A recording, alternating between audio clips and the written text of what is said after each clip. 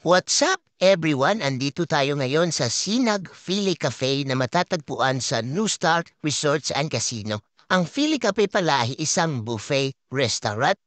So tara guys, pasukin na natin at tignan natin yung mga foods nila sa loob. Let's go!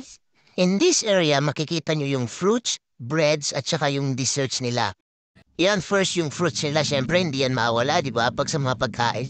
And yan, makikita nyo dyan, yan yung mga desserts nila. So, marami yan guys, pero more on mango sila. Yan, nakikita nyo si ma'am nakangiti. Dito naman apart, makakakita tayo ng magandang dilag. Ayan si ma'am, nagulat pa siya, di ba? At syempre, ito na yung mga breads nila, yan. Sobrang dami din yan. Tsaka dito naman, bread pa rin, yung mahaba tsaka matitigas. Masarap yan panggabi, di ba, para sa atin. Din dito naman, di mawawala yung dessert natin na cake. Yan, makikita nyo, ang sarap. Okay, next spot naman tayo dito sa loob. Let's go! This part naman, may mga panghimaga sila. Yan, may pineapple, bayabas, mango at saka papaya. At syempre, hindi mawawala talaga yung lechon pag nasa Cebu ka yan. Sobrang sarap. Tsaka dito naman, meron silang seafood fries. Yun, ang sarap-sarap. Dito naman, meron silang chicken inasal at saka pizza! Ayong! Let's go! At saka dito papakita ko sa inyo kung saan sila nagluluto ng bele lechon. Doon naman tayo sa banda doon. At yun na nga, dito meron tayong roasted beef rib.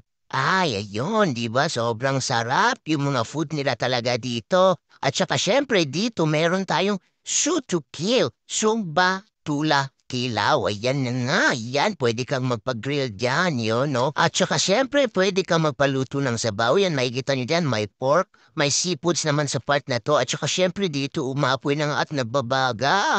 Dito naman sa part na to, makikita nyo yung iba't ibang klase ng putahe.